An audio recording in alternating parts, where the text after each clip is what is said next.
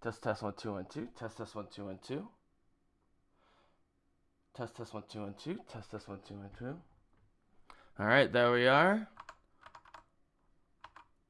As you can see on your screen. Sorry, still trying to get my. I'm not connected. Oh, I am connected to Wi-Fi. So why is this not working? Come on. Welcome to the, as you can see at the top, StarCraft 2 Bunny vs. Hero. Dreamhack StarCraft 2 Masters. Atlanta 2022, so almost exactly a year ago. They're doing it in Sweden in a couple weeks from the people who qualified over the last few weeks. And we did, done a bunch of games, but we spent a lot of time doing individual videos for the 5 games against Maru by Hero, your guy in blue. The best Protoss player in the world, by far the most innovative in the world, and my favorite player to watch, being a Protoss guy. So we're about to jump right into game 1. I can't remember if Hero wins game 1 or 2 before Bunny wins 3 games, and then Hero has to come all the way back. But that being said, we're about to start 7 games, and an unbelievable series of 7 between Bunny and our guy Hero. But because Hero's the best Protoss player in the world, has made Protoss a viable race, and all the Protoss players copy him, and it's pretty much acknowledged that he's the best, certainly the most creative and fun to watch of Protoss, which is my favorite race, but can not always be super exciting. But as Rotterdam says, Hero does not give us boring games, and he wins a lot of them, but he also gets behind a lot in his series, as he does here. And one thing we'll probably never know unless we get a tell-all biography about Hero down the line is whether he's not allowing his opponents to win in these long series, or whether he's okay losing a couple games early on in order to get intelligence on them and so forth. But in order to celebrate the Hero's performance and soon-to-be victory, although I've been doing hour-long videos on 10-minute matches, analyzing them. But this series of 7, as you can see at the bottom, is about an hour and a half. So we should have a good mix of really fast aggro games, probably mostly by Hero, that go 4 to 7 minutes, and some that go 15-20 minutes, which could go either way. So to celebrate Protoss, let's watch the greatest tease/cinematic of all time, which is for StarCraft 2 Legacy of the Void, which is the intro cinematic to the Protoss. In 3, 2, 1, go. There's a Blizzard logo, beautiful as always. We'll see how the video sound goes. Here we are on Ire. Brought ruin to our world. With Artanis Our proud people doing narration. became refugees. So this is And yet, actually the sort of first mission They of the could game, not is coming shatter back to Ire our and thinking unity. you're whooping butt, taking back your home planet. Does not happen, but you'll have to play the game. Here we go. For we Slow are motion bound matrix by shot. the color, There's the probe. the comes sacred important. union of our every thought and emotion. The Kala from the back of their heads. Like a national matrix. Alright, here comes the butt kicking. Here comes the probe. Which you know, as if you're a Protoss player, why he's setting up that black hole. He probably gets destroyed, but they gotta protect. They gotta protect that black hole thing, because that's where the pylons come in with the reinforcements. Did he just die? Here's the High Templar throwing a psionic storm. The other High Templar is a little weak, and out of the ground, boom, a giant Ultralisk, or Megalisk perhaps, and they know they need to increase their powers. Here comes the Dark Archon merge. Yeah. So good. It looks amazing, like a giant energy genie. Yeah, power overwhelming, to say the least, but he does get taken down by this giant Zerg army. Not before chopping up the Ultralisk a little bit. Can you use Megalisks in the game? I don't think so. Is that even a thing? Boom. So look, you see the Stargate's power, or I should say the wormhole leading to what's a pylon about to come down. They managed to survive, but only the guy with one eye, who's almost dead. He's about to run into battle, but boom! Oh yes! Oh, look how beautiful that pylon is! Our homeworld. I mean, they're warping from a ship, so I guess they have almost unlimited warps, which is what happens to the game, and they jump in, and boom. Our legacy. Yes, indeed. Yes, indeed. Alright, so, there's your intro. We're gonna jump back to... So yeah, that was actually the original,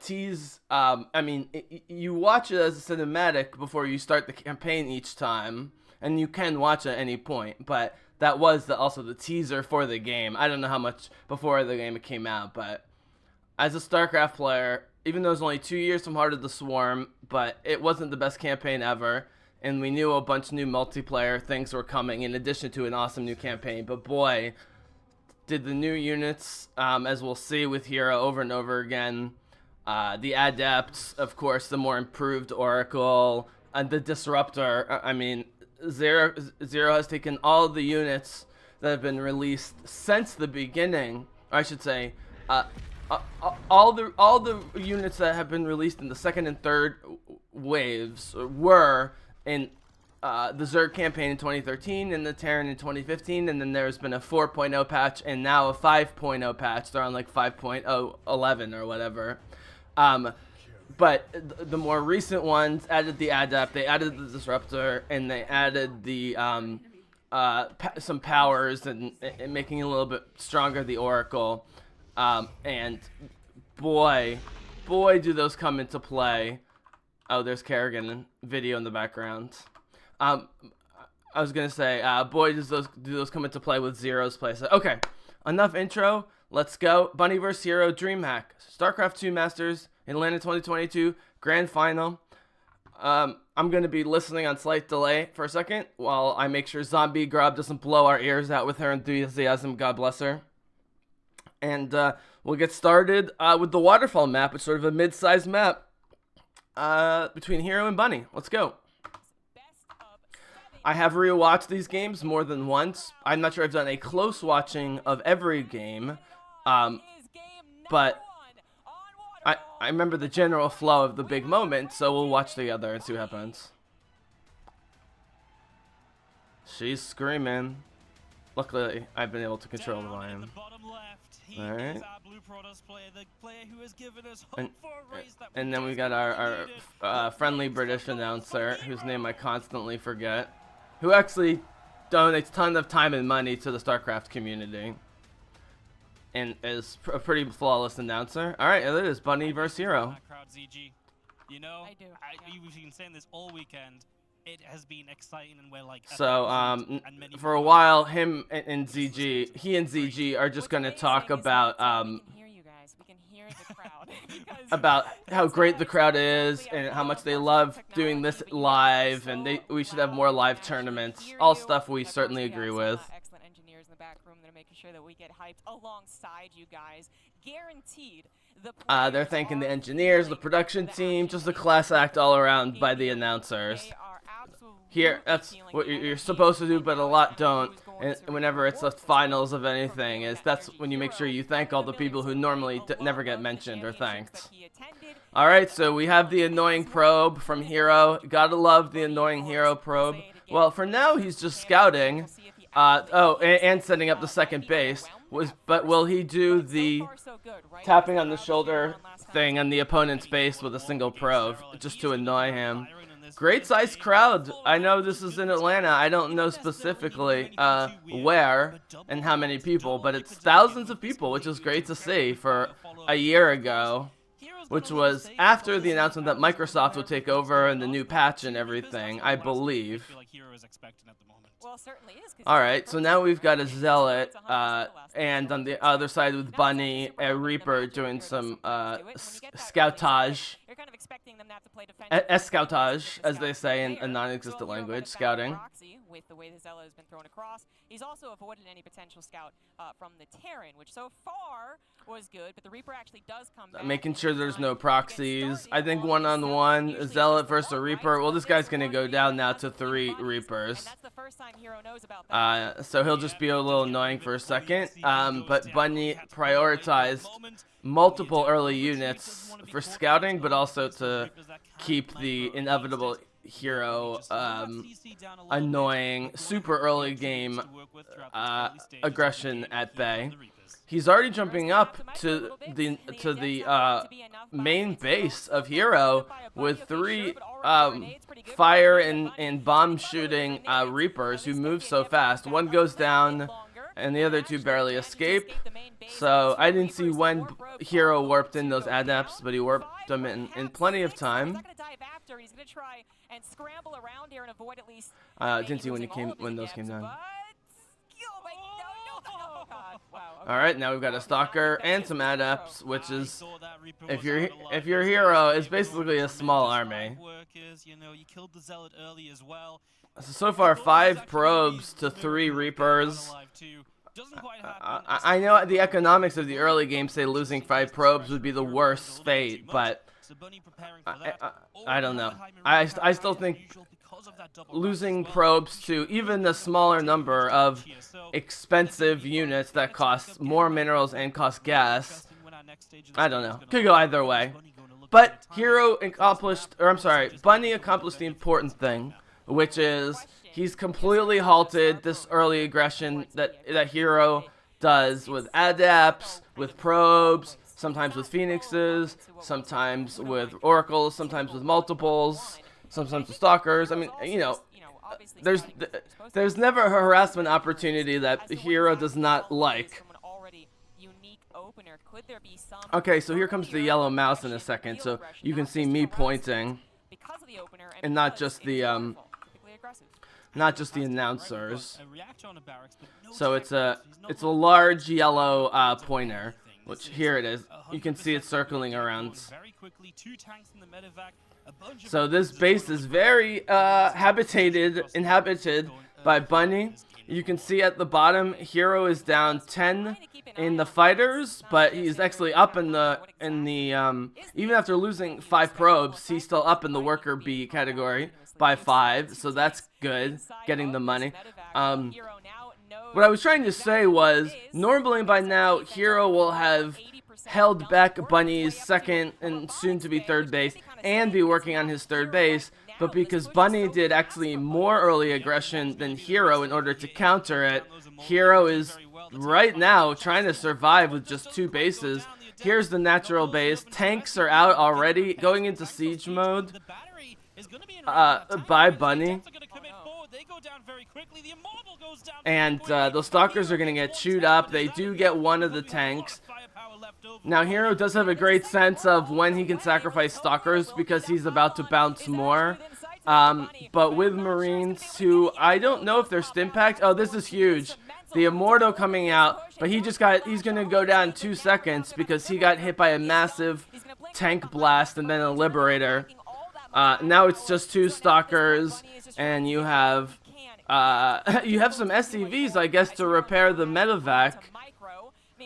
You got 6 Marines. The production queue goes way up here for Bunny, for both buildings and units. Heroes remaining, other than this one Colossi, Heroes remaining maybe 2 calm and conservative. Because after some huge shots, you can hear them yelling in the background, some huge shots from Bunny, Hero is down to 2 Stalkers, and with 10 total fighters, not a whole lot else. Bunny at 26. They're now even in worker supply. To help that enough, especially since the Stalkers can actually get around this attack now that Blink is done, right? So they could blink down to the low ground. Balance the volume a little bit. Alright, so here, Heroes things. And on the other side of the river, they can eye each other. I mean, he's going to get murdered here, so he blinks out immediately. Going up against 2 tanks and a whole bunch of Marines. Only 1 medevac, but Bunny's okay at this point, losing a couple Marines. Well, he's not going to be okay with the Colossus, but unfortunately, Hero's not going to be able to take out at least one of the 2 tanks, and those tanks are deadly against every unit being used at the moment by Hero.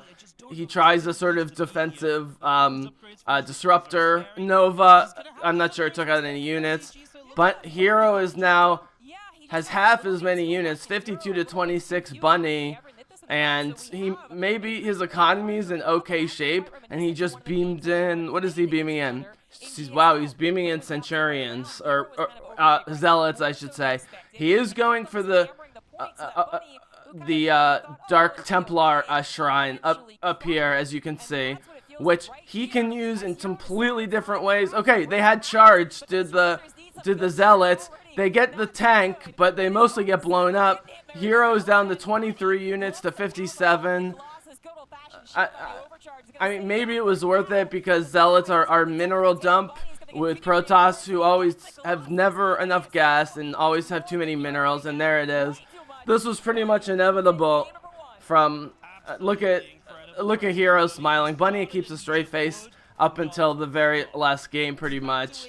But Hero's grinning mischievously to himself because he took a lot of dumb chances in that game. He also didn't probably expect Bunny to put the Terran rulebook in the desk and close it and lock it and go for a Hero strategy of early harassment. And while Hero didn't lose a ton of units in the early harassment, those 5 units he did lose did come, despite what I was saying at the time, did come out to bite him. Yeah, it actually could have, but it also could have started out better if yeah, I mean, he throws an Immortal here to suck up damage, but against tanks and Marines and Liberator has no real shot. So I think going all the way back to that early harassment, Hero could see the writing on the wall in terms of just pure numbers. I mean, the game's already way over here. He lets it go on a little bit longer, and that's about it. He gets the win in his grand final, settle those nerves a little bit, and get hyped up as the crowd in Atlanta on their feet. ZG. So nothing too special there, other than Hero himself was not on his normal aggression early attack game, and Bunny was, and probably Bunny probably accomplished quite a bit more than he was expecting with those early attacks. Completely threw Hero off his Hero build, which is not something we often see from Hero. Hero, no matter what, and it's often frustrating because Hero will go into battles on his opponent's side of the screen knowing that he's going to lose all of his units, and statistically at least, quote-unquote, lose the battle. But if it's so that he can expand a base or multiple bases, or be building more warp gates and keeping the money flowing in, he's happy to make that trade. Alright, so pretty slow standard build early on. But Bunny, he just didn't let Hero do it. If Hero had gone up against a 1-Rax expand, I better change this to just say grand finals, because I might end up doing this in GSL matches, even a high ground expand, really also signaling that he might have been, maybe not nervous, not the right word, just, you know, I'm sure it was strategically sound, but it definitely pointed as to who felt more confident in their aggression in the early game. And for this best of 7, Bunny's already turned that on its head. Right, so Zombie Grub is talking about the confidence. Confidence is never an issue with Hero. He can play terribly, and his head not in the game at all phases. Nothing go right for him. Gets swept in a series and not make the patented Hero comeback. He doesn't care. He's always as confident as he always is. And, you know, being someone who was really good 2012, 2013, 2014, then went to the military, and now is 30 years old at least, maybe 31, is Hero. I think he's 30 as of April. So just his amount of both StarCraft and life experience, and just his laid-back, confident personality. Lack of confidence is never an issue for him, and pulling tricks against his opponent to lower their confidence level and confuse and annoy and distract them is part of his strategy. And you can't do that as consistently and effectively as Hero does unless you're a very confident and patient guy himself. Yeah, figuring this out straight away as we have a Marine just to deflect the probe at the front, and Hero has invested into his first tech structure here as well, going for the Alright, so I think the sound is going to be as good as it gets. Control the map quite a bit as well. This probe unfortunately will go down. We'll never get to mine off the gold. And Bunny knows about So I will most put of what's on going my own here. So being able to say, earphoneage. "Look, I'm aware of what you're doing. I wonder what his plan is." So I'm going to lower the announcers a little bit because I won't be able to do it as effectively once I take them off. For instance, if your initial gut And when I'm not talking, it's definitely loud enough for you to hear what they're saying, and sometimes I'm listening to what they're saying. So that's what I'll leave on. Like that would be one of the worst case scenarios, but I don't think it's gonna happen to Bunny. But just an example Alright, of how this so they're already talking about worst case scenarios for Bunny. They know that seems way too easy so far. I can't remember whether they've mostly given up on Hero when he goes down 3-1. They shouldn't, obviously, even in hindsight, or even without hindsight. Alright, here comes the Oracle. This is Hero's best game, is to do some adepts for scouting and annoyance, the annoyance factor. But man, getting 3, 4, 5, 6 oracles was something that Hero invented as an early game move, is mastered, but is constantly innovating. And because it's such a fast flying unit that is powerful, has a laser beam that's quite powerful, the pulsar beam, whatever it is, but can also do 2 or 3 other things that are really annoying, including just plain detection.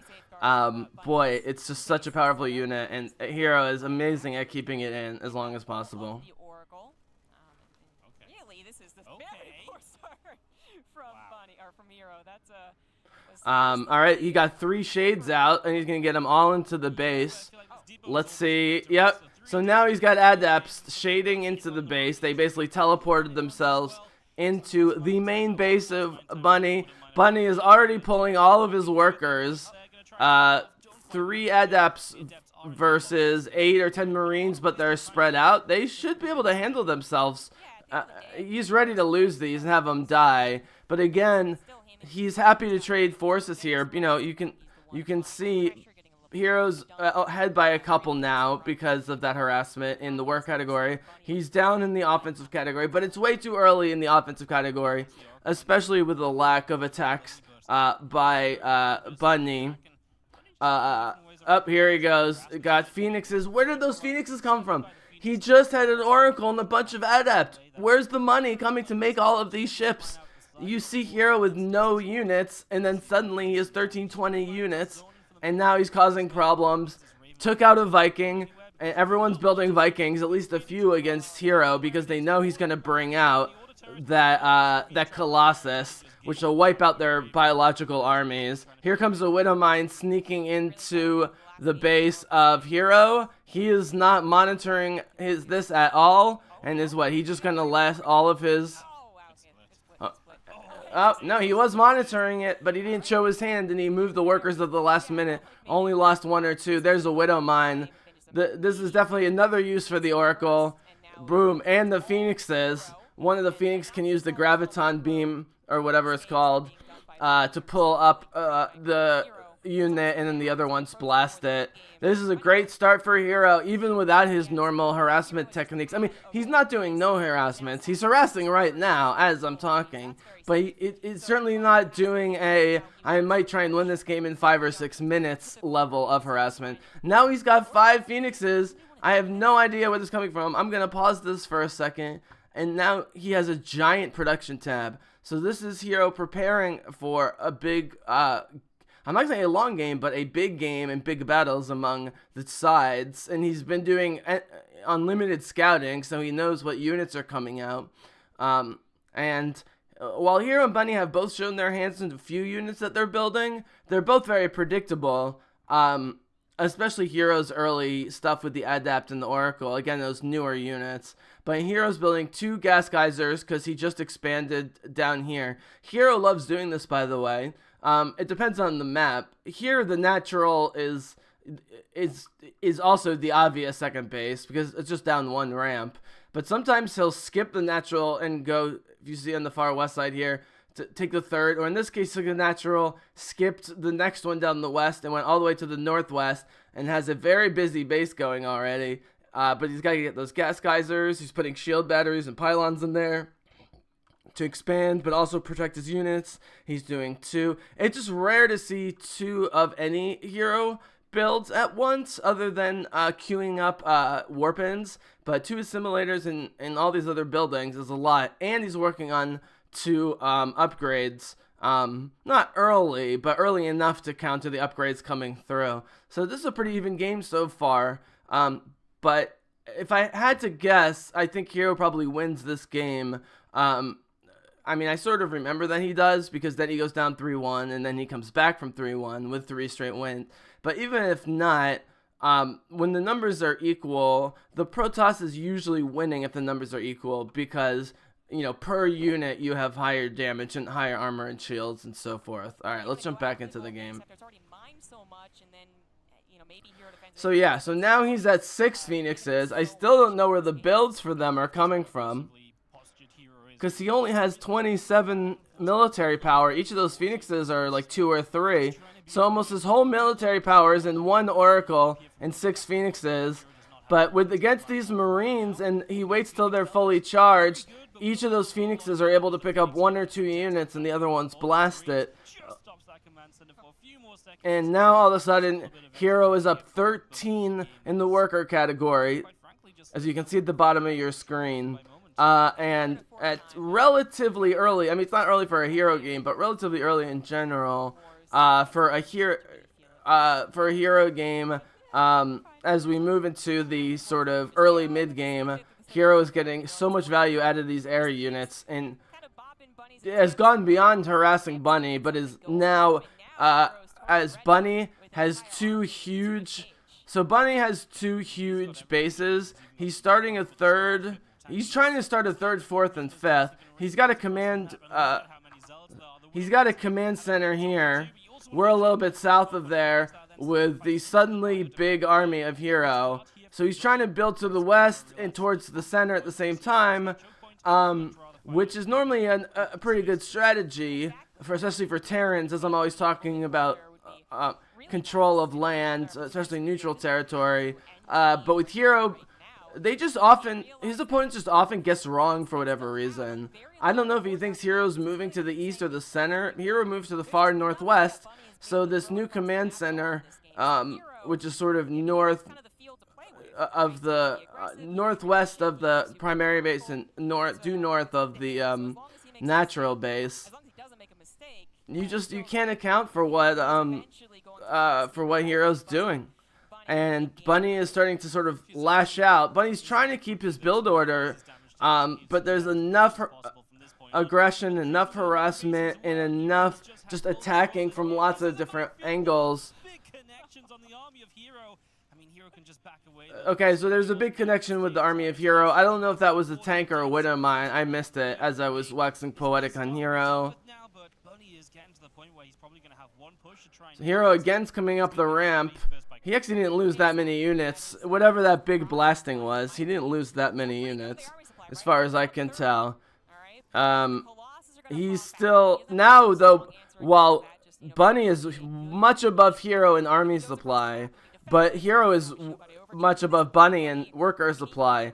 And at 10 minutes in the game, it's starting to even out in terms of which is more important. But it's still early enough that having a almost 30 worker lead over Bunny, and this is why Hero's attacking with inferior forces, because Hero's supply blocked, meaning he needs more pylons, but that won't last for long. And here comes the Colossi with shields and Archons, that because Hero had a big worker lead for so long, he was able to very quickly build expensive units like Archons and those those tall Colossi, the mighty Colossi. So yeah, he's got at least 3 Archons, 3 Colossi. He's building another 2. You know, traditional common wisdom says 3 or 4 is the perfect number of Colossi, because otherwise they take up too much room and they become even harder to control than they normally do. But Hero doesn't care about common wisdom, but more so when he only built 3 or 4 against Maru, they got wrecked pretty badly. But when he built 5 or 6 or more, or at least kept building more with those 5, 6, 7 against Maru in the second or third game, whenever that was, he was totally dominant. And Hero never got his Air Force or just anti-air back in time. And Hero's going to win the game because, I mean, just look at the numbers here. Let me just go back a sec. I mean, so Hero's had this huge worker unit the whole time. Now all of a sudden, at 11 minutes, he has come ahead in army units, and the reason again is because even in only 2 or 3 minutes of game time, with 30 more worker units, your amount of money differential becomes exponentially larger compared to your opponent. And so Bunny tries a last-ditch attack on Hero's side of the map on his most recent base. But literally, he already had 3 Archons and 2 Colossi, as you can see here. So this individual battle, if it played out, would probably go even.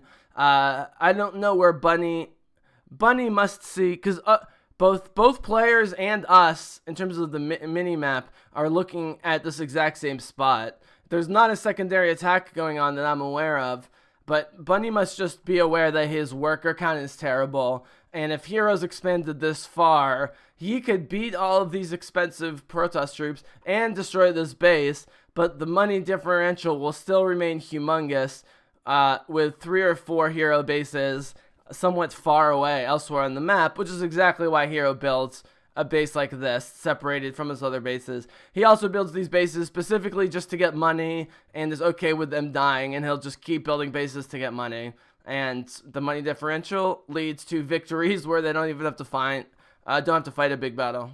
Be able to get its Archons, Colossus. Here come the Zealots, and there's the tap. So there you go. He got it at 11 o'clock.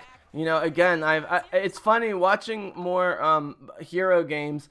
You know, one of my early theorems about how Hero operates is if Hero doesn't think he's going to win that really quick 4, 5, 6, 7 minute game with his harassment and just ability to churn out a ton of stalkers and so forth early on with that early Protoss aggressive build, then he settles in for what for most people would be a mid-level game of 15 to 20 minutes, but he's already thinking even past that to 20 plus minutes or maybe even 25 plus minutes.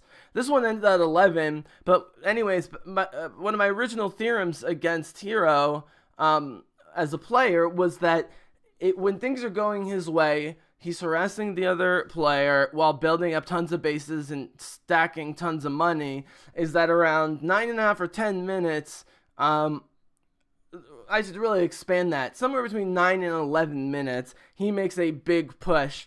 And this one ends almost exactly at 11, ends at 11:07.